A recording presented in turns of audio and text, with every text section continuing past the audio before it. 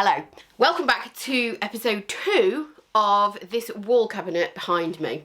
So I did not anticipate there to be such a long space between episode 1 and episode 2 of this.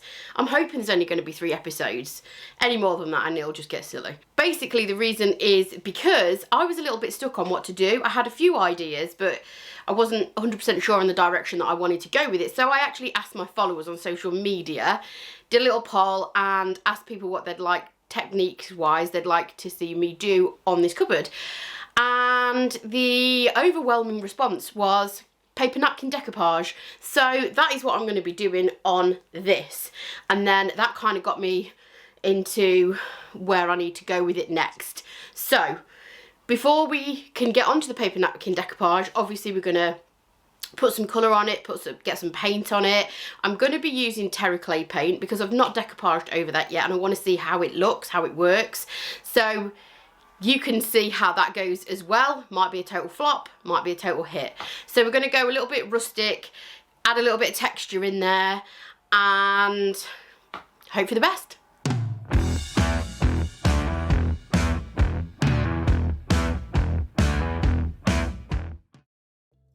So as I mentioned, I'm going to make this a distressed piece, and for that reason I'm going to give it a dark brown base because I don't want to be able to see the grey primer underneath my paint. I want it to give the impression that this cabinet was a dark wood piece. So I am using a base of Dixie Belle's chalk mineral paint in the colour Coffee Bean, and also a little bit of a sort of highlight with chocolate.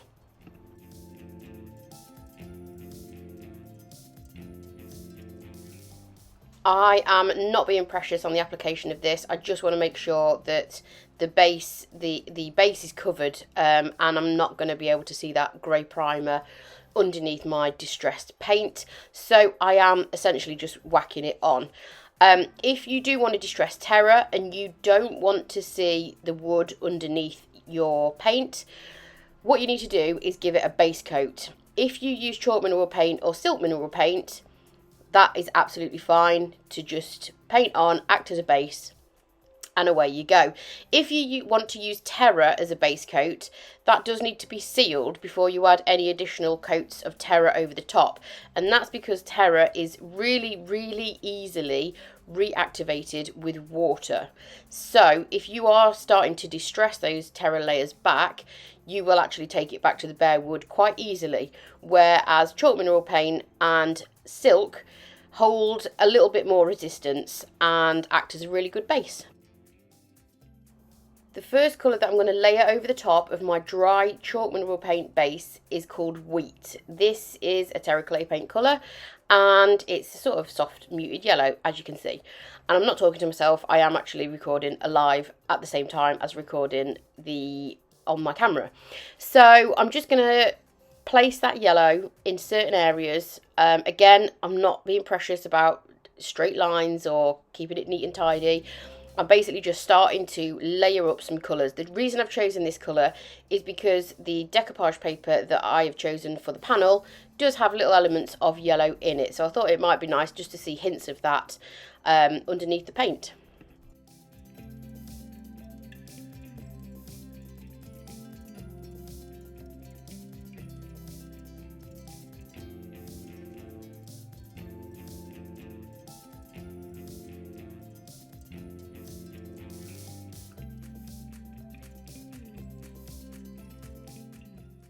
Okay, this colour is a bit of me. I absolutely love this. It's called Cerulean Blue. Again, it's another Terra Clay Paint colour, and I'm going over more or less the whole cabinet in this colour. I am leaving some areas of the yellow because I want it to kind of be a little bit more apparent in certain areas, but I am sort of almost dry brushing over it. So it's just creating layers that are different in thicknesses. And that basically, when I distress back later on, that's going to give us a nice bit of variation, and it's not all going to be the sort of same, because I do find if you vary your paint thicknesses and where you add colours and things like that, when you're layering up paints in order to distress them, it just looks a little bit more realistic and a little bit more authentic.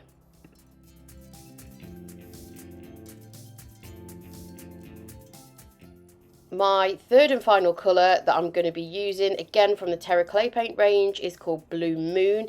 This is going to be the main colour of the cabinet. So I'm applying it all over the piece, and I'm covering all the other layers up. They have been allowed to dry down, so I'm not applying Blue Moon over any wet paint. It has been thoroughly dry, and that is best practice if you do want to go for that kind of layered look, is just allow it to dry in between coats, because you can, if you don't allow it to dry properly, you can run the risk of reactivating the layer underneath if you add it too soon, and then you'll just get a mixture of those colours instead of the layers.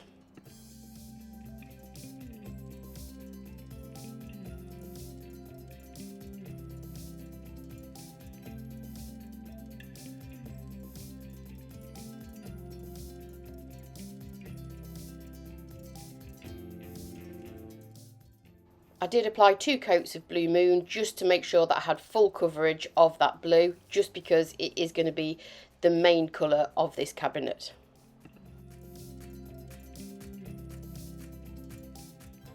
Okay, on to distressing. So the paint has been thoroughly dried, and I'm now going to show you a couple of different distressing techniques. The first one is wet distressing. This works very well with Terra Clay Paint because, as I've mentioned before, Terra Clay Paint is very easily reactivated with water. You can allow this to dry down for a week, 2 weeks, as long as you haven't sealed it. You can spray water on the surface and it will reactivate that paint and basically make it workable again. You can do wet distressing in a couple of different ways. You can either wet your rag, which is what I've done here, or you can spray your piece directly and then just rub away at it with a rag. I'm using a microfibre cloth because they do have a little bit of sort of texture on the surface of the microfibre cloth, and that just gives you a little bit more abrasion and stops you having to rub so hard. So as you can see, I've just been kind of concentrating on edges, corners and the trim, and it's quite a nice way of revealing the kind of layers underneath without having to sand, which can create dust. And also it's just a little bit softer looking than sanding. Sometimes that can look quite sort of harsh, and this is just kind of a little bit more of a gently worn look, if that makes any sense at all.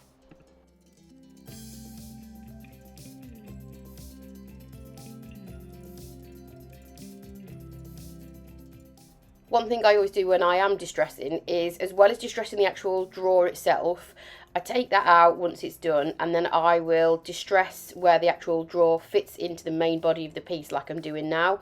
That way I just find it looks a little bit more authentic and it matches the style of the rest of the piece.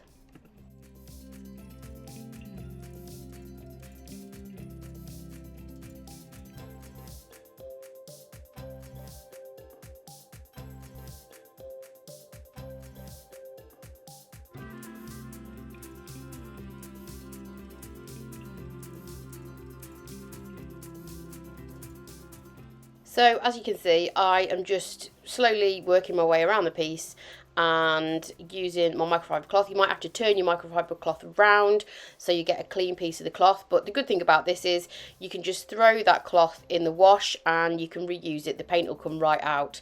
So I'm just kind of playing around with the colours that I want peeking through. Obviously I've got a yellow and a lighter blue underneath my main colour, so I'm just playing around with getting those how I want them.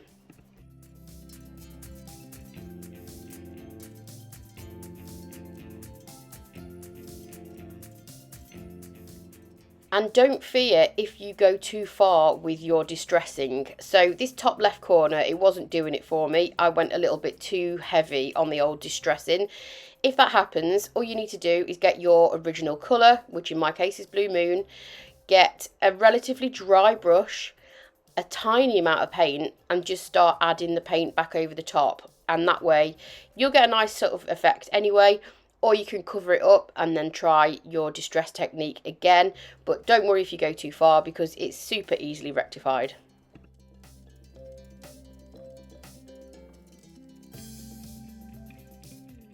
Another way you can get a similar effect but with less elbow grease is using a finishing pad. These are slightly abrasive again, and it's a little bit like the scouring side of a dishwashing pad sponge. And again, I'm using a wet distressing technique, but this takes the paint back a little bit easier than rubbing it with a microfiber cloth. You don't have to put as much effort into it, but beware that it does take the paint off, like I say, a lot easier. So it just depends really on the effect that you want to go for. Again, these are reusable. You can throw them in the wash and they'll come out, you know, sort of ready to go. And you can just see how much easier the paint is coming off. That's partly because my paint is quite wet now at this stage, but also obviously because it is an abrasive pad that I'm using on the paint. And I don't usually stick to just one type of distress work on my pieces if I am going for that kind of rustic look. I think it is good, and again adds to the authenticity of it, if you do kind of use a few different distress techniques. Okay, so the next technique is actually not a distressing technique as such, but it gives the effect of a distressing technique, if that makes any sense at all. So I'm just applying a little bit of that original yellow colour, which is called wheat, with a plastic spatula. You can use anything that's kind of flat and keeps a little bit of rigidity, so you can use a credit card, a palette knife, a kitchen knife, a piece of cardboard, anything like that. And I'm just basically scraping it, a very, very small amount of paint, I'm scraping it over the surface. So again, because this was the base colour and it is apparent in certain areas, it's just going to give you a sense of the sort of paint that's kind of chippy and peeling.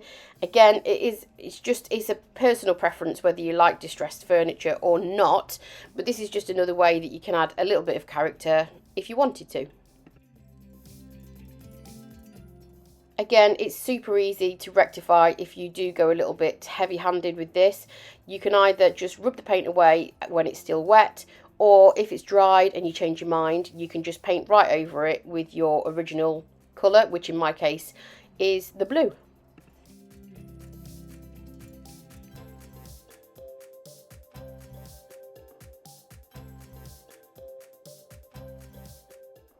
And this technique is quite nice at highlighting any detail that you might have on your piece. So I'm concentrating really on the detail top and bottom, the edges, the corners and the trim around the drawers and the door.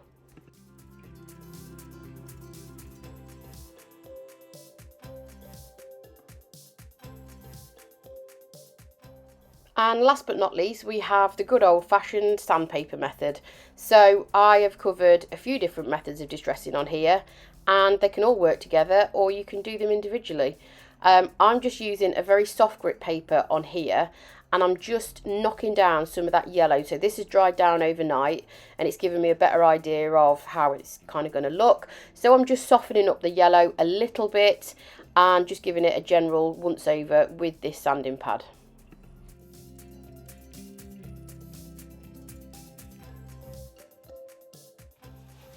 So I am going to leave it there this week. We've done the painting, we've done some layering, we've done some distressing, and next week I'm going to do decoupage and finishing it off, sealing, that kind of thing.